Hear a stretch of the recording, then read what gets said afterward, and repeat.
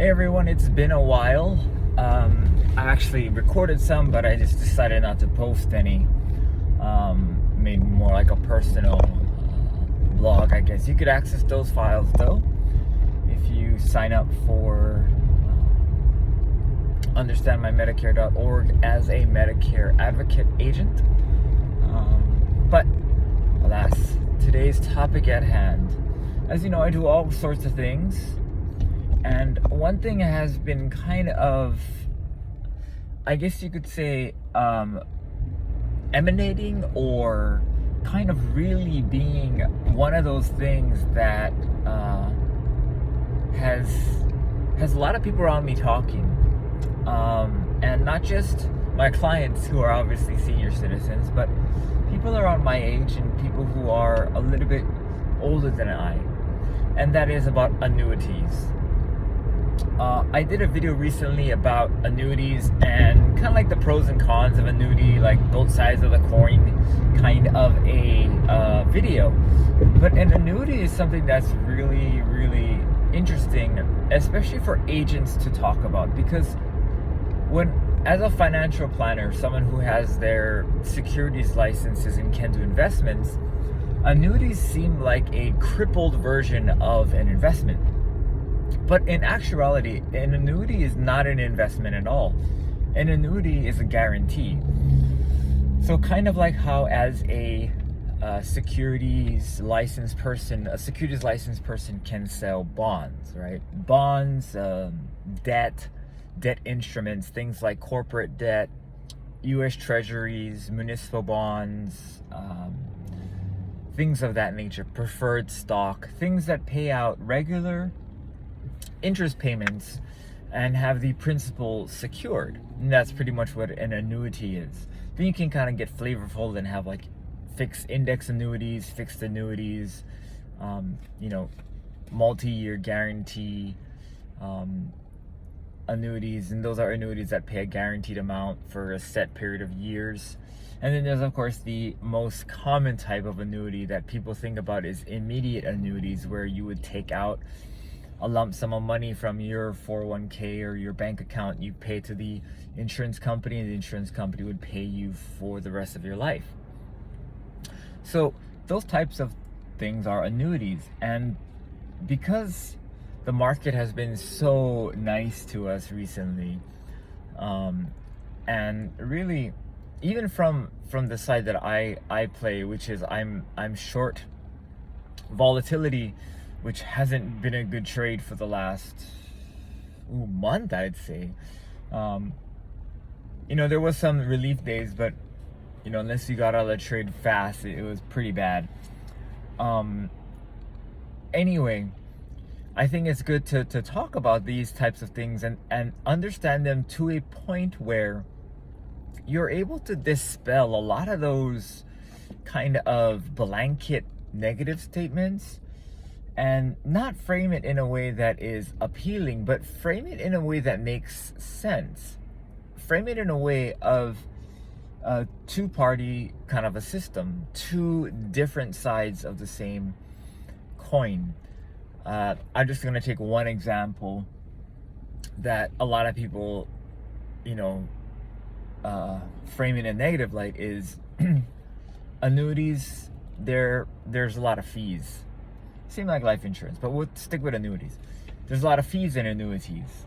And yes, there are. A lot of fees are baked into an annuity contract because it is a complex contract. Also, the insurance company has to guarantee that they will pay you, or have to guarantee a floor of, let's say, 0, or even some annuities have floors of 1%, where you're guaranteed to make at least 1% a year.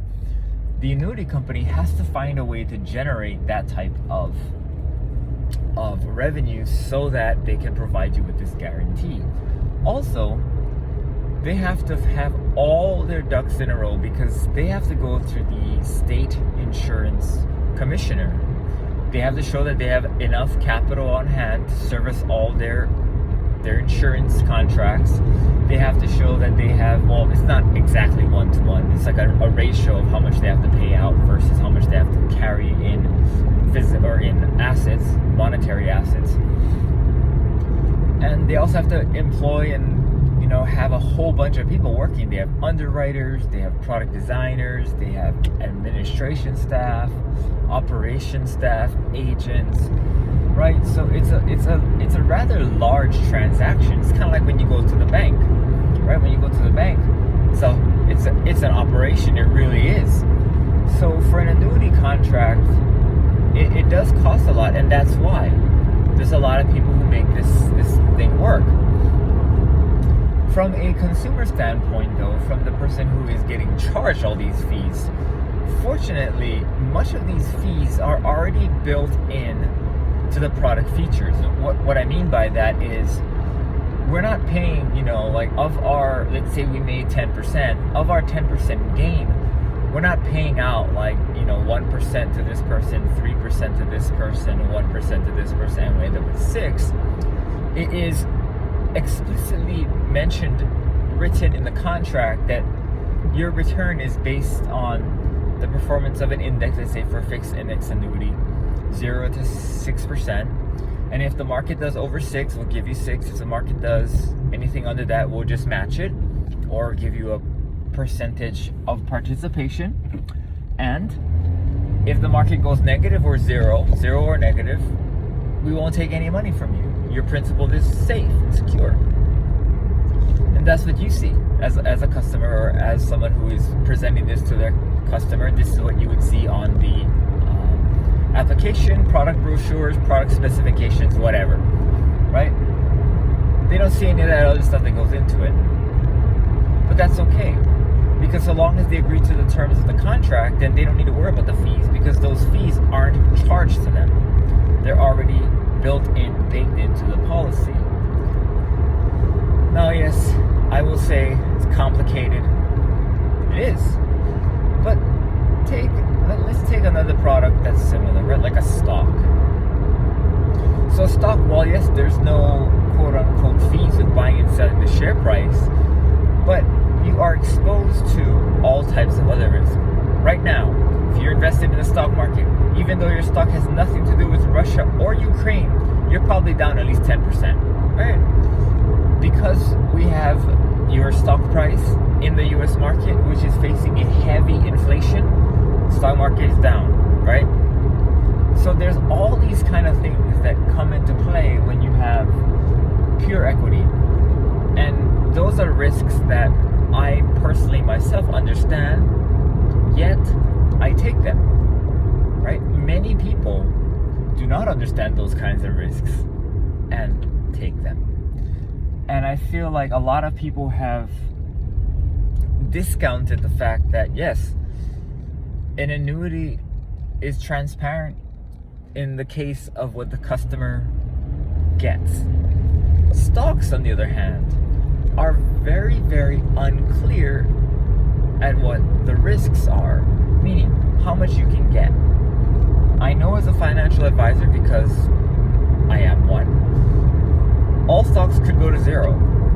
I mean, I'm looking at my Russia position right now. I'm short a put in the RXX, which basically means I'm long the stock.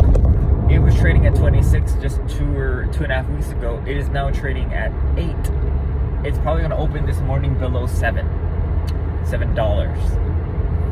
And I'm short a 11 put, which means that at any time someone can make me buy from them shares of this RXS, this Russian ETF for $11. And that's the game that I play. I'm an options derivative trader, so I trade derivatives, options, derivative futures, and commodities. And I trade from the short option side. So I take the inverse or the flip of what my assumption is. So if I'm long stock, I'm going to sell a put. If I'm short stock, I'm going to sell a call. Many times I'll sell the outright futures if the futures product exists, if I want to pick up negative delta, if I have a bias. But if I don't, I just sell both sides of the trade. I'll sell both a call and a put, because who knows, I could be right, I could be wrong. But if at least this way, if my trading protocol strategies that I have in place for myself align, and the trade looks good, that's what I do. But a lot of people who buy stocks may not fully understand that their stock could go to zero. For example, if you are in an emerging markets fund and for some strange reason you picked Russia as one of your key holdings, just because you're like, well, they've been beat up for the last 30 years, they gotta come back. Just like Japan, they've been beat up for the last 45 years, they're bound to come back. And you just hit a slump problem, right? Or for those of you that have been invested since, let's say, 3 or 4 years ago, or maybe now it's 5 or 6 years ago, where you lost all your portfolio gains over the past 6 years in a fixed index annuity, you would not have lost all those years. You would have most likely at least gained or eked out 3 or 4 years of gains, maybe 2 to 3 years of no gains, right? Zeros. So you would still be up on the investment portfolio. The only way that an investment portfolio will consistently beat out a fixed index annuity is if the market always goes up. Now, the last 13 years, we've had a pretty good always goes up. But in just 1 year, or just in a span of a few months, that could entirely wipe out your portfolio. For someone who does not have the 10 years to build that back, might be a good conversation to have. So while yes, none of what I'm saying is financial advice, obviously, because I haven't really given any specific recommendations other than probably, stay away from risky things that are too risky and too hard for you to really explain to yourself. And just keep it in mind that, our clients, our customers, they may not know much about any of these products. So explaining it in a way of, two-sided parties, like there's two ends of a coin, right? And explaining it so that they kind of can see that, yes, while these things are happening, in order for this product to exist, these things have to happen. And if you like what the product offers, then what's happening to make this product happen should not, prevent you 100% from buying it. It should be a piece of the puzzle when you make a decision on to whether or not to buy. But it shouldn't be the end-all, be-all, this is the reason why I'm not going to buy. It should be a multitude of reasons that you're not going to buy. And that's where you get into financial planning and really building a plan for clients. I know many of us don't want to venture that far into it, and I agree, it is daunting. It's a very, very mentally straining task. But that's where you have to build in these guarantees, because as much as I hate to say it, and as much as people, good thing is we're 13 minutes in, no one is probably going to listen to this part, but the stock market is in some way a form of gambling. It is a transference of risk. Calculated risk, yes, but calculated risk is really just a nice way of saying gambling. I'm not going to say that the stock market is bad, gambling is bad. It is what it is. And that's already, we're only 8 o'clock in the morning and I'm already saying it. But it is what it is. So when you have stocks, even if you have bonds, really, it is a form of gambling. And this is why. Because when you buy a stock, right, someone sells you stock from wherever, brokerage house or whatever, you're buying it from someone, theoretically, who's willing to sell it. That's why there's liquidity in the market. So the person who's selling it is most likely agreeing that this stock's too expensive. I'll give it to you. Give it to you at $50, because I don't think it's going to go any higher. And some people may disagree because, well, stocks are pieces of a company. How many of us are actually looking at those companies? Most of it is by ETFs. Most of us think the ETF is the company. Completely not true. ETF is a whole bunch of stocks, and hopefully As long as the US economy doesn't fail, or whatever economy you're buying it from, don't buy RSX, that's the Russian economy, that's the one that I'm screwed right now in. You're okay, right? What's it going to return? I don't know. Past 10 years it's done like 8%. Is that good? I don't know. Right? So that's the kind of